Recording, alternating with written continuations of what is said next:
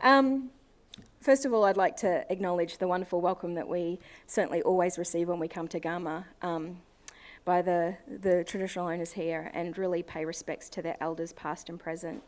I always am very emotional and touched by the spirit here, which is why I have a tissue on hand as well.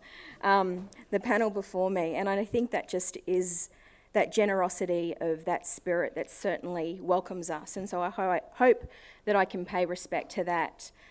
Today, the theme of Garma is responsibility, reform, and recognition. And one of the things that I'd like to actually share with you is going a bit back from the panel this morning, and that was the theme of my story. Now, I'm going to talk to you about my story, and I'm really wanting to talk to you about reform. I won't use the words reform, but hopefully you'll hear the messages where reform started in my family and with individuals, and how that's played out in my life. But I did want to say that, as a leader, I am from Cape York. I'm proud of that. I love my heritage. I love being a Murray woman. And with that, I will share a story today that's mine. So I'm not asking for empathy. I'm not asking for a question around it. I'm not asking for that. But in saying that, what I really want to also make clear is that it will be a bit of straight talk. But it was my reality. It's my truth. It was my life and how I saw that. But please don't ever think that doesn't mean that I don't love and have empathy for my family, for my extended family, for my childhood, through their learnings of trying to parent and to learn in a different way. And I just thought that's really important for me to share that with you, that the intent of my message is it will be straight to the point, and it will be about those things, because I do want to reflect on reform, but I wouldn't want anyone to think that that's not about love and integrity and respect. I just don't have enough time to do the both sides of the coins.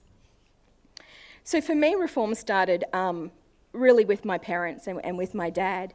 So my dad was a great boxer and used to do in local comps. He married and had young children, and he decided a family, boxing and alcohol really didn't mix. So I've been privileged enough to know that my father made that choice, and he's always talked to us about that choice of that alcohol wouldn't be a part of his parenting and family life. So I've never seen my father participate and drink of alcohol. However, what I did notice in our family is that my dad went to work every day. I didn't really know what he did all the time, and probably as a kid I really didn't care and took a lot of things for granted. But all I know is when I got up in the morning to go to school, my dad was at work. And when I got up to get ready, my mum was preparing breakfast for us and was walking us to school. Now, I lived in a small community and school was literally just up the road, but for some reason we thought she just didn't trust us at that stage, but she walked us to school. And every time school was finished, she was at the gate and she picked us up and walked us home. And that was just how it was for me. What happened next, and with a range of things, is we always had rules and consequences, and we kind of knew these things.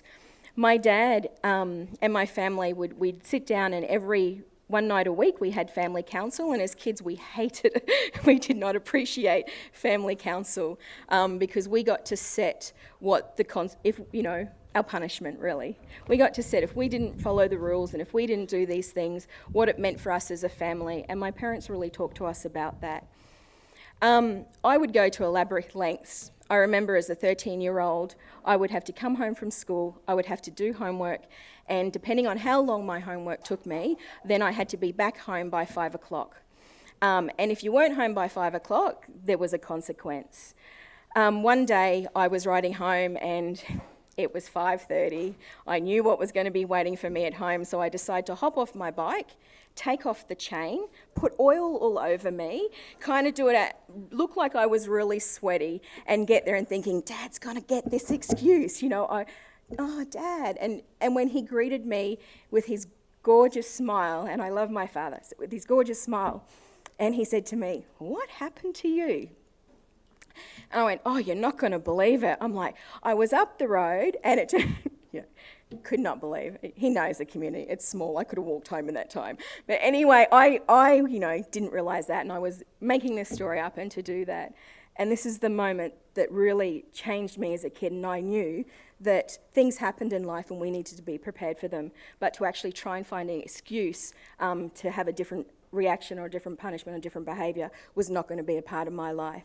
And in that moment, I got love and empathy, and I thought I'd won, and I'm having a little yee-haw parade to myself. And then my dad said, he looked at his watch, and my heart sunk, and he said, however, it's 5:30. And I said, but yeah, can't you see the oil? Can't you see that? And he says to me, Fee, sometimes you have to plan for things that aren't always going to go the way, but you still need to be there on time. So we'll talk tonight about what that means for you. It was a little thing, and I smile and I laugh about it now, but can I say that that really changed me? I knew that I didn't make excuses for not going to school, I just went to school. I didn't make excuses for not doing homework anymore, I just did it and then went and played with my friends.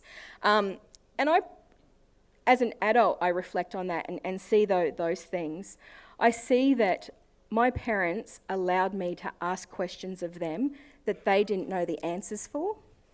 And for that, it's been such a privilege for me. And what I mean by that is I would say, why don't we don't go to a relative's house anymore because of the card gambling and the circles and what that means and taking money from each other. And we don't do this, but how come they all still do that and choose those things and we still feed them when they've got no money? And you're the one that's called out when there's a violence outbreak because of alcohol at a party.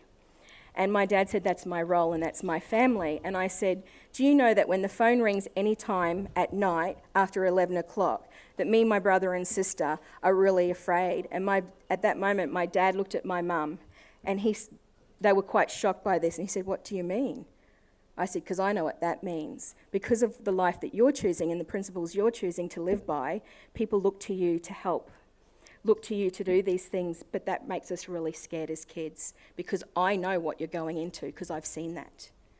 And so I would also say, I absolutely love my cousins and my family, so I would say we can't play sport because you don't afford it.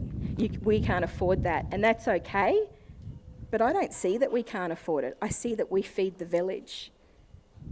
I see that we loan all our money out. I see that that never comes back. I see that people don't change their behaviours. What I love is I was 16 when I was asking those questions, and I love that my parents said to me, I don't know. This is actually, no, we don't have these discussions. What does this mean? And from there, our family dynamics changed. But what I do know is that reform can start with a parent. It can start with a family, and it absolutely has an effect for individuals. And I know that because the effect from that, from the first person owning a home in our house, in our family, so many people do now. For those saying, no, I'm not going to do this unless you do that, that's absolutely what my extended family is now based on. But it took individuals, and I also saw when that happened, I didn't get invited to the right parties anymore. I didn't get to be picked on the basketball team anymore. I might have had the best shooting percentage, but it didn't matter because my parents were making those decisions. And I didn't understand or see those, but as an adult, I reflect on that. And I would like to think that that makes me the leader I am today. So the work at the Institute, the vision that we have for the people of Cape York is that we choose a life that we have reason to value. It sounds really simple, but it's really complex. What I've brought to the Institute, I think, as you know, Noel Pearson's my chairman, and has been somebody I've looked up to and thought, and somebody my family's robustly discussed theories and a whole range of things in all the right ways and all the ways of stretching me as an individual before I accepted the role to work there, and certainly, definitely high on the topic now that I lead, a lot of the work as well. So what I did realise is I stopped thinking, I'm not academic enough. I stopped thinking what everyone else was telling me about what a resume might say in actually working at the Cape York Institute. And what I did was I reflected on, I've lived what we're trying to do. I've seen that actually if you focus on individuals and families, you can change the world. And that's what we try to do in our work, and that's the joy that I bring and what I'm able to experience there. When we talk about empowered communities and this leadership group, reform in itself is, a technical is to change something, to change a behaviour and to believe. Rachel, you really summed it up today. I wrote down, I have 3 dot points, and then Rachel Perkins actually says it in one sentence. And that's really what I say about empowered communities. And that is, what's worked locally, what works locally is different, but we stand together. So she reflected about working locally and standing by each other. To me, that is empowered communities. To me, it has given me the strength and confidence to know that the challenges for me, my organisation and my people who I represent and live with are absolutely in the right hands with this group. What I've been able to do as a young Indigenous leader, I don't think that I would have had access to Ian Trust, to Andrea Mason, to Denise, to a whole range of leaders if it was not part of this process. So for me, I now have this advisory group of people in my, what I hope is a young career, and I've got many more years.